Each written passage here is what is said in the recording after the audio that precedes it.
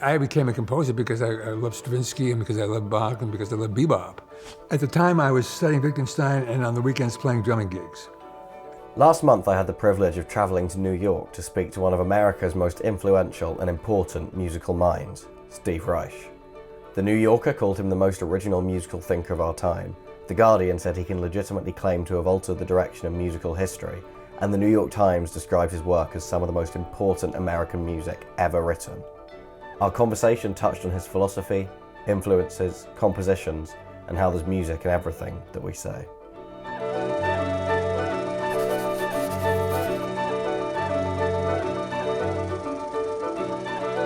When I was a graduate student with Luciano Berio, he did a piece, he did a couple of pieces, Homage à Joyce, homage to James Joyce, which had his wife, Kathy Barbarian, a wonderful singer, reading excerpts from Finnegan's Wake, which is hard to understand no matter how.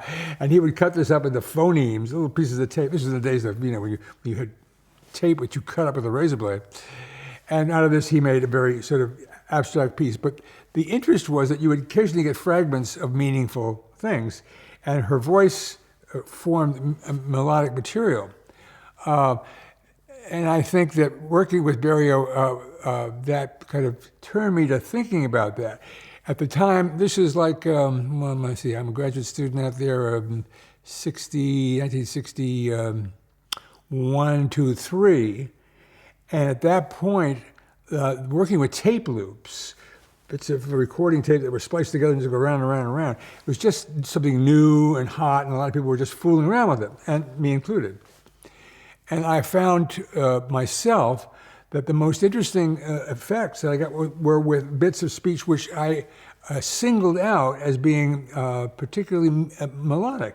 In other words, sometimes while we're speaking, we almost sing. It's unconscious. In some languages, it's actually part of the meaning. I think there are parts of, I forget, various types of Chinese, but some of them, if you don't sing it right, you don't say it right. The meaning and the melody are connected. In the Western languages, as far as I know, they're not, but we all know that speech melody is essential to what we're listening to. If someone says to you, no, that's one word. If someone says to you, no, that's another word. They can affect your life drastically different ways, right? So that's part of life. So speech melody is extremely interesting to me. Now, Janáček used to walk around Prague writing down what people said in musical notation, not just the words. And then he would take those little phrases and bring them into the operas. And that's why the Janáček doesn't work well in the operas, don't work well in translation at all, because it's essential. He was at the time resisting the political reality of having to speak German as a Czech. And he even made recordings of a conductor on a train saying something, the name of a station in a major seven, and the same in Czech, beautiful broken triad. And he notates this. And so he's saying, speak Czech, be who you are, don't be occupied by the Germans. The worst was yet to come. I really related to what he, discovering that bit of musical history was very reaffirming to me at the time when I was, involved in these kind of thinking and making these pieces. So I think that it's also interesting. I mean, when I was younger, in the late 60s, particularly the late 50s and 60s, a lot of tape music. Very little of it is around, but Come Out and It's Gonna Rain are very much with us to this very day. And I think that's because they are working with speech, and they do mean something. And I meant them to, It's Gonna Rain was done right after the Cuban Missile Crisis. In other words, there was a possibility that me and you and anybody living in this continent would be just going up in radioactive smoke. And And that was sitting in the background, for everybody. So It's Gonna Rain is alluding, to that, because it's about the end of God putting an end to the world. And Come Out was done as a civil rights piece for a kid who was arrested for murder who seemed to not have done it. And this music was used as a benefit. Its original world premiere was at a benefit in Town Hall. Nobody was listening to it. And they used it as pass the hat music. They played this weird piece, and people would, pass around the trays to make contributions so the kid could be retried with lawyers of their own choosing. So that's the whole, mise en scene of how that pieces got done. And in a sense, that's my music theater, you know what I mean? They were abstract pieces, oh yeah, but they were very intimately connected with stuff which was not abstract at all. And maybe that's why they're still around. Well, you see this in different trains as well. I mean, that's absolutely. Where I was introduced to your work, and that's kind of the apogee of everything that this speech melody was aiming to achieve, because it has the very melodic clips, it has that real documentary aspect to it. Was either the melodic content or the meaning itself given primacy, or were they always considered together? Always together. I was given mountains of tape to list to make a sort of pastiche that would be played as a documentary about the kids and the police and the mothers. And what I was listening for was that moment when I hear speech melody, come out to show them, beat up banana. Even in the program notes, way back in 65, I mean, the music and the meaning are one and the same. And like I said before, that's the music and the it's all one package. Once you set a text to music, then something completely else happens, and I've done a lot of that. But originally I didn't. I started off in this little unusual situation of using documentary material and different trains, but really the linkage between sound and meaning never, that was constant from It's Gonna Rain to today, because it's a fact. When you were doing It's Gonna Rain and Come Out back in the 60s, tapes, as you were saying, were really, really popular. And you were into that at the time, but then you moved away from that, saying that you had things that the ideas that only machines could do, but sticking with kind of primacy of acoustic instruments and the instruments that had been used for hundreds of years. Why the resistance to electronic instruments, or the real love of acoustic instruments, even though it wasn't necessarily the trend at the time? Well, I mean, I became a composer because I love Stravinsky and because I love Bach and because I love bebop, none of which used any machines whatsoever. I came to public notice. It's Gonna Rain, I think I was 28 or 29. That was like all of a sudden I was shot out of a cannon into the public eye, as if when newborn, and I didn't have any 15 or 20 years of history, because for the public, that's footnotes, and it is footnotes in a sense. But personally, I felt, well, this is great, but I don't want to spend the rest of my life, locked in a laboratory. I think that's a quote from myself. And at first I thought, but I am locked in a laboratory. How can you do, gradually changing your tempo against another guy who's not changing? It just seemed like, if you like this so much, you're stuck. People can't do that. And finally I said, okay. Made a recording, a long recording. I put on a tape loop of me playing a pattern on the piano, which is the first pattern in piano phase. And I go around, and I shut my eyes, and I joined the tape in unison, and then I just tried ever so slightly to increase my tempo, and I found, wow, I can do it. I can't do it as perfectly as the machine, but I can do it. And doing it is a brand new, I don't have to read, even if it was unfamiliar material. I have to memorize it, and then I have to listen harder than I've ever listened to just kind of keep this under control. I also have to control my body in a strange way, because it's like a suction, pulling you back to unison, or pulling you to the next relationship. So stay anywhere in between is like, ask anybody who's tried to play the piece. I mean, it's not hard to play the pattern, because that's not the challenge. The challenge is in gradually changing your tempo. I'm aware of the practicalities of performing live music, and any composer who's not is not going to get played very often. So being as realistic as most composers have to be, and also just feeling, okay, enough. Drumming is a long piece, and it's, you want phasing? Try this emphasize. And so it felt like, on the one hand, enough is enough, and on the other hand, let's get back to a more approachable set of challenges that any kid who's studying music can do. They don't have to rehearse it, but they don't have to learn something that is really very difficult to do technically.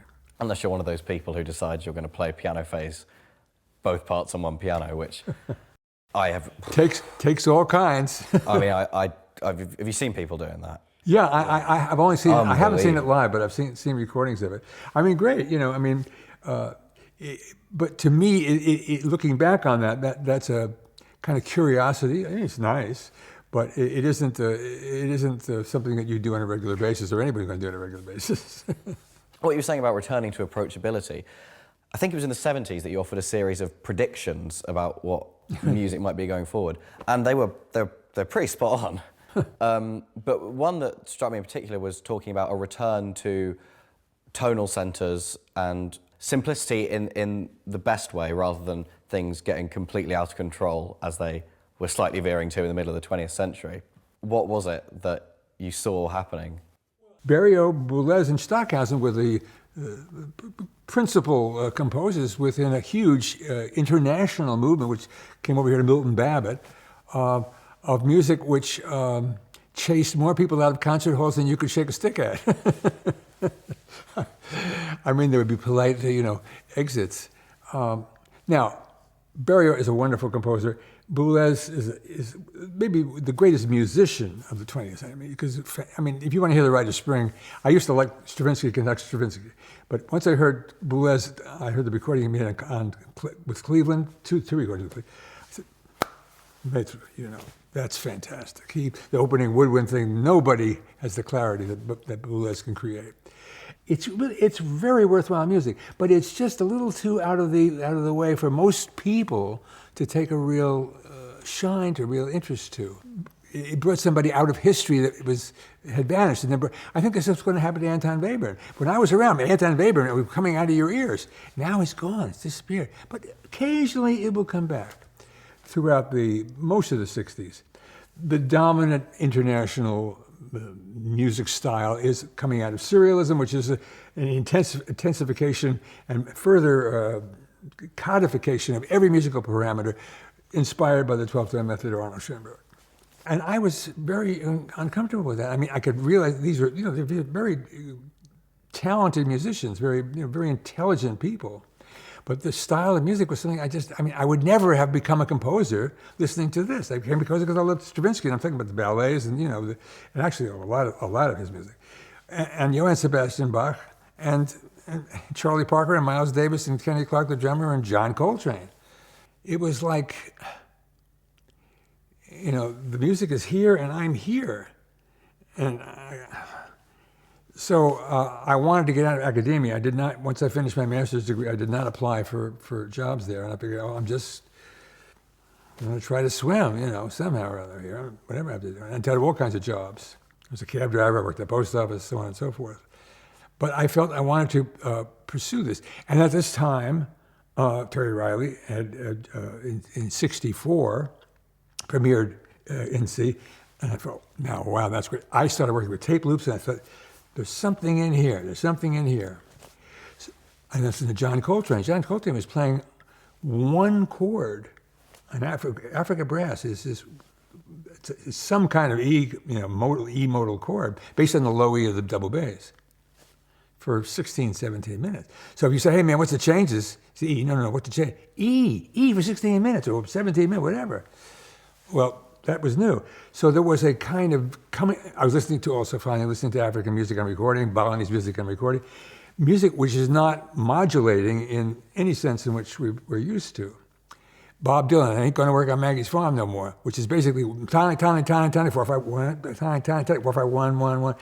So there was a movement towards tonal constancy, coming spontaneously from all over the map, literally all over the map, internationally, into America. And Terry was listening to that, I was listening to that. Phil was interested in Ravi Shankar. This was like the opposite extreme from the Boulez, Stockhausen, Berio phenomenon. And it just felt like a kind of like a relief, and something that was very attractive and new. It was not say, oh, back to what? I don't know. But it was yes, even harmonically, it's really more modal than major minor. This proved to be a complete change in the musical style worldwide. Ever since, at this point, it's pretty much complete. I mean, you've got a whole generation of the bang on the can generation, people who are like in their 60s now, and people who are their students. And everybody's writing some kind of tonal music. There's no 12-tone music or serial music being, I'm sure somebody's doing something, but I mean, basically it's gone. And again, I'm not attacking. Berio was a great musician and did some very interesting pieces. Boulez is a master. Stockhouse is a very interesting guy, needless to say. But it was in a dark corner music. And it won't go away, but it's going to stay in the dark corner. And that's not a put down. It's just like, that's the way life is. So I became part of something. At the time, we weren't thinking about that. I was doing what I really wanted to do. And fortunately, it turned out a lot of other people were interested in listening to it. And then it turned out that like everybody was interested in doing something like that. I'm very, very happy to have been, very proud and happy to have been a part of it.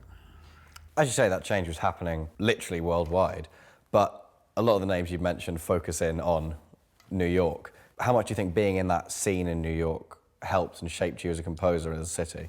Yeah, I mean, basically anybody who does anything artistically will gravitate to where it's done most intensely. Painters went to Paris. Pablo Picasso, last time I checked, is a Spaniard, but he was in Paris. Why? Because Braque was in Paris. Why not check him out? I'm a native New Yorker, so I mean, this is we sit in my relief from New York, but we're down there, for one thing or another, for sure. A lot of this reality is based on the fact that there's a huge number of musicians in New York, of all sorts. I mean, there's the orchestra play, but there's been a lot of freelance people just floating around, and a lot of them are sort of interested in what's going on. There are people they're mostly chamber musicians, and they tend to be very good musicians, and they tend to be scrambling, to make a living. So a lot of my ensemble was actually the best of my ensemble turned out to be people who weren't living in New York, but were Canadian, Russ Hartenberger and Bob Becker. But the idea, I mean, Phil Glass put together an ensemble. We shared an ensemble, then it split apart, and there were two ensembles. This was a lot of it possible in a place like New York. It could conceivably have happened in LA, but because of the power of the movie industry in LA, I think everybody's kind of like feeling the draft of that to get involved in some way, which is quite natural. In New York, you don't have it. You just got a whole lot of different things going on. So particularly in downtown Manhattan, there was a lot of activity. And that made it initially easier to do music for 18 musicians. The first half of it was played in the kitchen, which was a kind of art gallery performance space. And then gradually, Carnegie Hall and those halls wanted to, so people are interested in this, kids. And sure enough, they were. And Lincoln Center and so on. But the fact that there were these different grades of performance possibility, just the practicality. Well, where can I play this where people will come and hear it? Well, I'll play in a downtown art gallery. Oh, right, you can fill it up with, you can have 3 nights, 4 nights. And that kind of practical availability of other performers, of audience, of interested artists in other fields, it was particularly endemic. I mean, it was incredible activity in painting. Sol LeWitt, Richard Serra, Frank Stella. These are the major artists of the period worldwide. And they were all centered in downtown New York at the time. The fact of the matter is that certain centers, sort of all, like Paris, about the late 19th century, Paris is just like everybody's there. New York was that equivalent when I was in my 20s. So it was like, wow, but you don't think about it. You just think, well, of course. So let's get on with it, because it's what's there. It's what Richard Serra was around the block, and Michael Snow was over there, and so what's the big deal? Get back to work. Yeah, fair enough. When you were in education, before you were doing music, you did philosophy at Cornell. Wittgenstein was what you wrote about? That's correct, yeah. Morning, noon, and night. Has that influenced your music, Wittgenstein's philosophy? Because he didn't write He didn't write that much about music, and what he did write about music was later on in his life. His ideas about music as language games and those kind of things, did they permeate your music at all? Well, it's hard to say. I mean, Wittgenstein's brother, was Paul Wittgenstein, who lost his right arm, and Ravel wrote the Concerto for the Left Hand for him. At the time, I was studying Wittgenstein and on the weekends playing drumming gigs, and always listening to the Rite of Spring and Miles Davis, and the drummer Kenny Clark was my guiding light. So they got along very, very well. My pursuit, and I had just a few classes, but they were pivotal with William Austin, who I've mentioned a lot, at Cornell. Basic music history, which is he kind of, I don't know how, but we really hit it off, and I had a lot of direct contact from him, and that's when I got such a clear picture of the fact that what I intuitively was drawn to in terms of the Baroque period and earlier, and then kind of fell off my interest just fell off sharply, starting with Haydn all the way to Wagner. I mean, yeah, it's great music. Who am I to say otherwise? And certain pieces, the Danksgesang in the A minor quartet. Certain, there are things that really knock me out. But basically, I'm a kind of early and. At 1750, I'm off, and then I'm back on again at 1900, or maybe a little bit before to fit in Debussy. And I really got clarity about that from Austin taught music history as follows. You start with Gregorian chant, he go to the death of JSB, and he jump to Stravinsky, Bartok, Gershwin, and the second half of the course was Haydn to Wagner. So suddenly, oh yeah, right. Because there is a continuity between classical to romantic to extreme chromaticism, and it goes to Schoenberg. And that's, again, that was the line that I knew it was there. I knew it was great music, but I really wasn't there. It wasn't for me personally.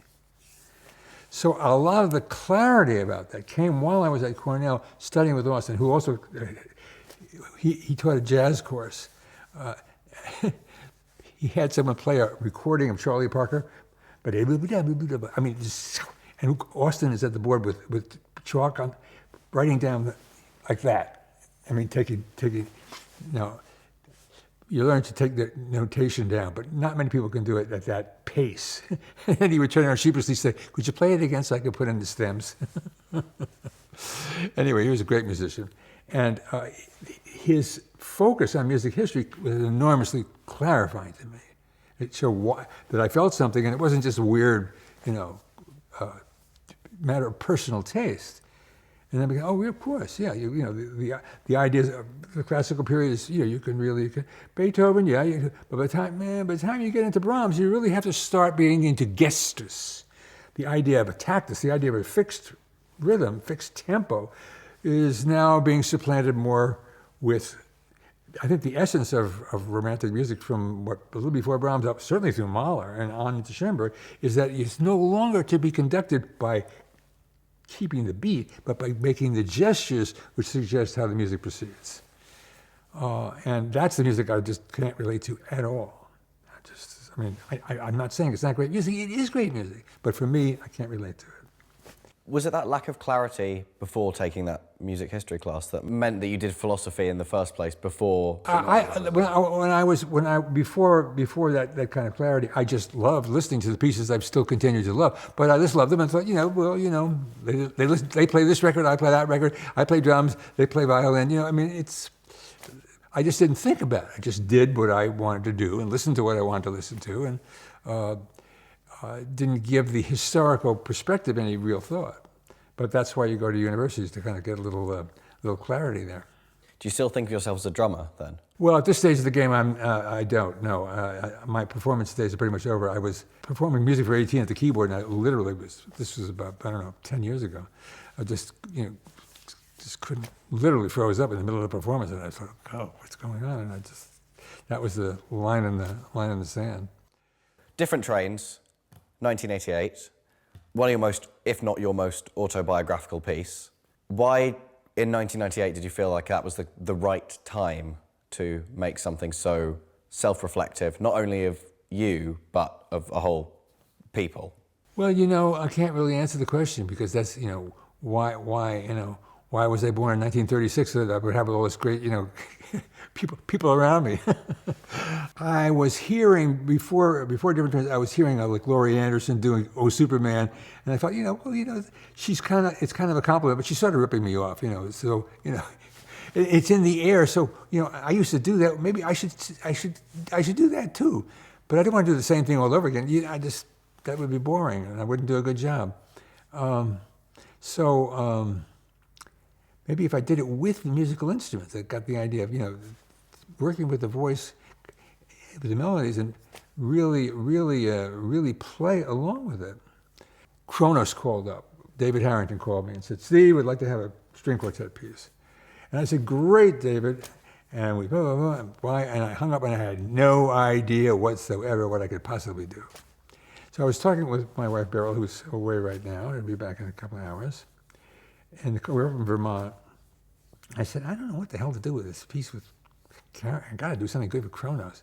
She said, you're so interested in the sampling keyboard. Why don't you use that?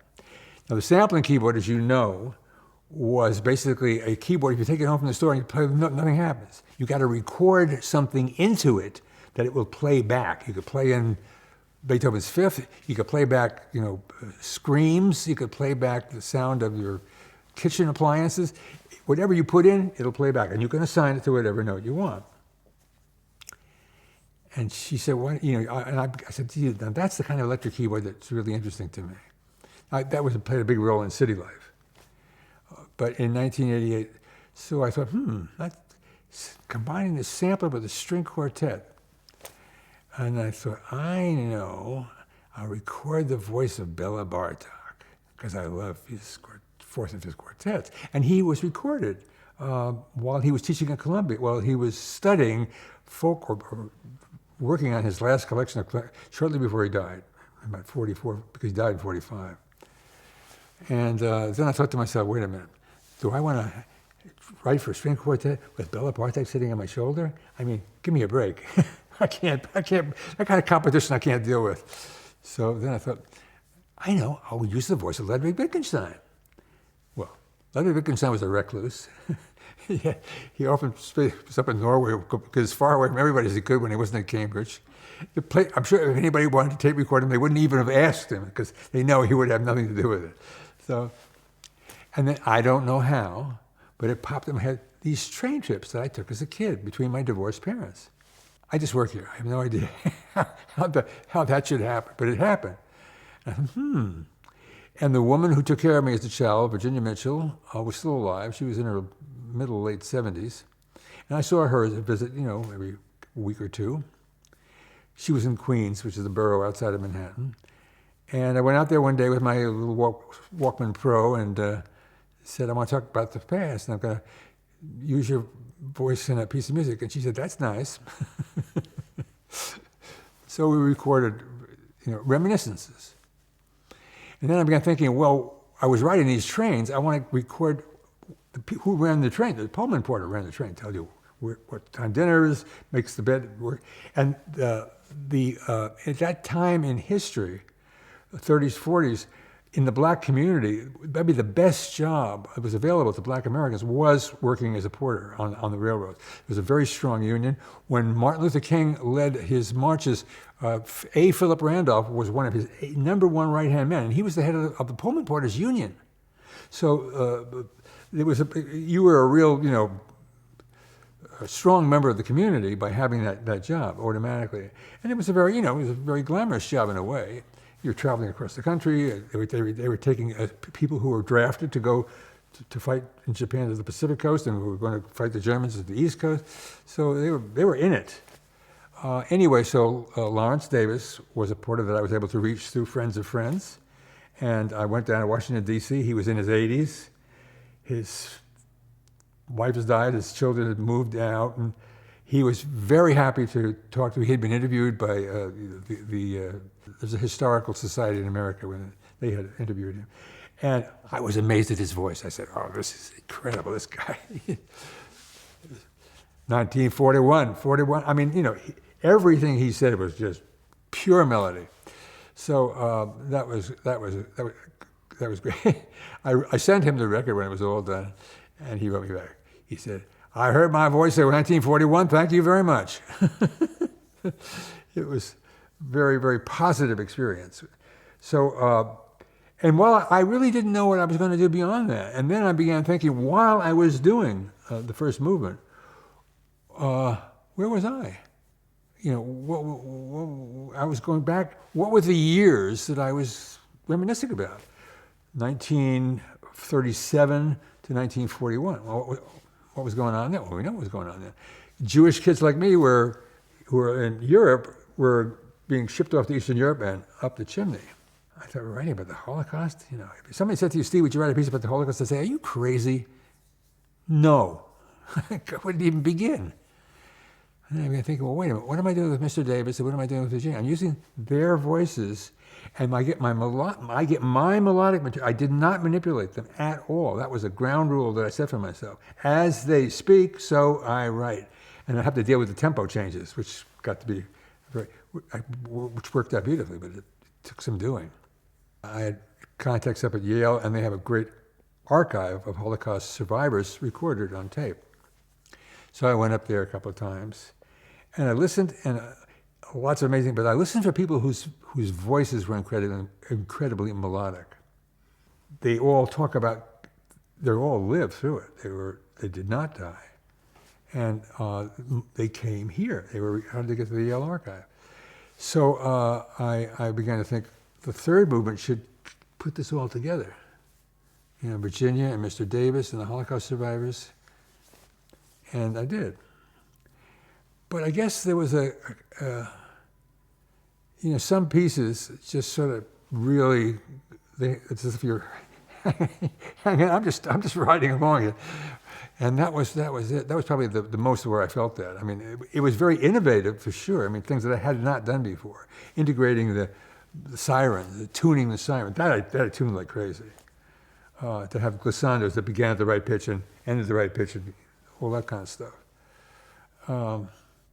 But it was very innovative, but also, in a fun sense, automatic pilot. I mean, I can't go further, explain it. You talk about how innovative it was, which it was, doing all these new things like with the sirens. But at the same time, you see a combination of all of the different parts of what you've done. You have the paradiddle from your drumming background. You have the string quartet from that real love of classical music. You have the speech melody from your earlier days. But one thing I want to talk about particularly was the tempos and the tempo changes, as you mentioned. They're written really specifically with decimal points. Absolutely. No, that's a real good point. You cannot ask a musician to go from one tempo to a completely unrelated, it's not half, it's not a metric modulation from triplets to half notes to quarters. It's just a weird change of tempo based on how people speak. So I realized that I was going to have more than one string quartet. It was going to be a piece, once the idea that we have recordings, you can also have recorded strings. So it turned out that actually you're listening to 3 and sometimes 4 string quartets. In the first movement, there's occasionally 4 of them. And so I thought, okay, so during the changes of tempo, I can splice from one tempo. That's easy enough. But the actual click track that could accompany this, where I'd set a certain tempo for the players, because how can they do anything unless they can come in right on the tempo? The music in the beginning of the piece is set for the first speech sample. Okay, then the second step comes in as an unrelated tempo. So we did is to prepare the individual other tracks besides the live track were recorded independently. Okay, let's just go from here to here. Okay, set up the tempo, spot on. Okay, now another record, so from here to there. And each one of these sections was recorded individually. Then they're put together. Okay, so the second or third string quartet gets a count off and in the recording studio and starts right away on the second speech sample. And the other, so you've got everything except the live player. But the live player in the score says tacit for the first 2 bars, sometimes 3 bars. Listen, follow the tempo. Easy as pie. So basically, that's how it works throughout. The pre-recorded string quartets are recorded in individual chunks, metronomically set up, and then the live quartet can simply hear these stop, hear the changes of tempo, and join in. And it works. By the way, footnote, David Robertson, marvelous conductor who's championed my music, was dying to be able to do this for orchestra. So he made a thing with string orchestra and the pre-recorded tape, but he didn't put in any pauses. He said, well, I can make the changes. And I said, you can make the changes, but what about the players? And he actually you could go and there's a recording on a French label. You can dig it up. It's on my website. There's a link to it. And, it's every change of tempo is kind of like, there's a shuddering, and then it gets on. And I just had lunch with him. I said, I finally told him, David, we're removing this from the Boozy catalog. I can't do it. But I said, why don't you just, how about a version where you have exactly the way it's done with string quartet, only you have more players. Not too many, but just enough to kind of give it a different sound, give it the string orchestra sound. Maybe, 6-2 apart, or, no more than 8, something like that. And so we'll see. Maybe there'll be another version, but it will still revolve on letting the pre-recorded material make the changes of tempo. But that's a very good question, and it was essential to making it a piece which musicians can do, and as a result, it's done fairly frequently. Is that the main reason for the pre-recorded strings, then? No, I wanted to have all those voices there. I mean, I'm not really interested in string quartet, because where's the other viola? Where's the other cello? I want to have my identical instruments to go with them. 3 of them, all right, that's even better. So all the canonic material that I like to work with is available because why did I say to Ransom Wilson when he called me, I said, would you write he was a great flutist, would you write me a flute? I said, no, I don't write concertos for soloists. And I hung up the phone. I thought, this guy wants to be a piece. I thought, what if I had him play against pre-recordings of himself? I called him back. I said, Ransom, this is a little weird, Would you consider pre-recording a number of flute parts and then playing live against them? He said, absolutely, I'd love to. And that was the beginning of the whole counterpoint series. In other words, I'm really looking for, counterpuntal activity, because without that, I'm kind of like, I mean, there are some things I do without it, but that's my bread and butter. So, same thing in different trains. The string quartet, because look at triple quartet, and then WTC 911, again, it's three quartets. Triple quartet can be done live with 12 musicians because you don't have the problems of the tempo changes.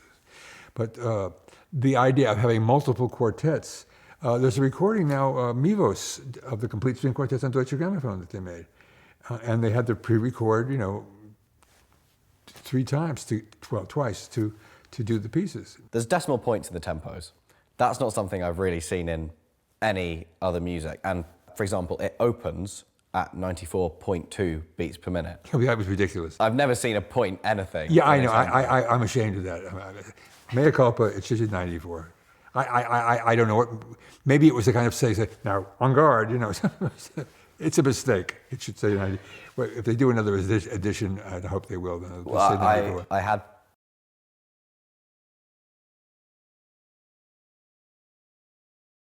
Of the Wannsee conference. Oh, good. That's much. I like that better than actually wanting, because who the hell would know what 94.2 is? I don't know what. Maybe you know what it is. It was probably when I was working on the piece, and I was working on a computer. I put that down because that's actually when I was dialing up, digitally, so that I would really be locked into the sample instead of revising it for the performance edition. It may have gone to Boozy with that stuck on right at the beginning, and I just didn't catch it. But it will disappear in due course. So that's not something you've done since then? No. It was basically an error. I mean, I'm very pro. Like every composer who's worth his salt is concerned that you want to make it as playable as possible, and that's It's an insane piece of information. Was the 3-movement structure the only way you considered to do different trains? Yeah, well, again, I actually went in kind of thinking about the first movement, like I told you. It was only as I was doing the first movement, doing it, that I really got clear about the second movement. There wasn't going to be, it was just going to be like, me going to California and back to New York. And then I thought, wait a minute, I didn't have a title when I was working on the piece originally. And it became different trains when I realized, wait a minute, what was happening to me then? It wasn't a planned, okay, I'm going to do a 3-minute piece, 3-movement piece, which a lot of pieces I do think of. I mean, the desert music was mapped out incredibly specifically. But that piece kind of just grew, in a sense. It was not, the 3 movements was not planned when I started the piece. With the desert music, compared to something like Different Trains, which is evolving as you compose it, how different is it to work where you establish a very clear framework, in this instance, the ratios between the tempos, and map it all out beforehand and place the notes within it? How different is that process for you? Well, it's a very good question. What's the difference between working sort of intuitively with a minimum of where you're really going to go in the long run? And the desert music, which is, I spent an enormous amount of time first selecting the texts from William Carlos Williams, typed out on sheets of paper, placed on a rented large marimba, and rearranged, which became the movement structure. 1, 7, 2, 6, 4, 5, 4. Anyway, it was 7 movements, with the middle movement being different. And the exact harmonies are worked out. Total harmonies are worked out for the first movement will be like the last movement, the second, and so there were 4 sets of harmonic cycles for each one of these, and the one in the middle was unique, and then repeat that here, repeat the first at the end. Before anything else is written. So it was incredibly mapped out, and it made composing wonderful. It was great. I loved it. I was just thinking of it right now when I'm beginning a piece, and I'm thinking, what? I should just do what I did in the desert music. I mean, I did various degrees of it, but I think the desert music was because it was such a big piece, and I was going to be dealing with a large orchestra, which I hadn't, and I hadn't been dealing with the choir. I thought, I better get my act together here and really know what I'm doing. And it's interesting, the desert music has just been done in Manchester with Colin Curry conducting. It's been done in Paris with the radio orchestra, with the Brad Lubman doing. And then here in New York, they just did a dance performance of it at Juilliard with the students with David Robertson conducting. So it's having and I went to the performance here and I thought, gee, it's a good piece. Which I don't, sometimes, anyway, so I had a very positive reaction. Yes, it's a very different experience, and working when I was actually doing the desert music felt very clear, and I loved the harmonies because they were much more chromatic than what I had been working with. Desert music, because of the darkness of the subject matter or the possible interpreters, it's about the atom bomb too. Felt I can't just go on with my white notes. I need to introduce more, chromaticism to suit the poetic nature of what I'm doing. So the chord progressions are themselves rather different. And if you look at Sextet, which is the traveling version of the desert music that I wrote for my own ensemble, it continues in those 2 pieces. You'll see the similarity. They're not the same, but the similarity of harmonic language, quite different than what preceded and a little bit what followed it. So it was an adventure in terms of the scope of the piece and dealing with a large orchestration. But it was a great comfort and an assist and a couple of walking sticks or whatever you want to call it, to have all that harmony mapped out, movement by movement, and the text there. I really did I think it was the best prepared piece that I've ever done.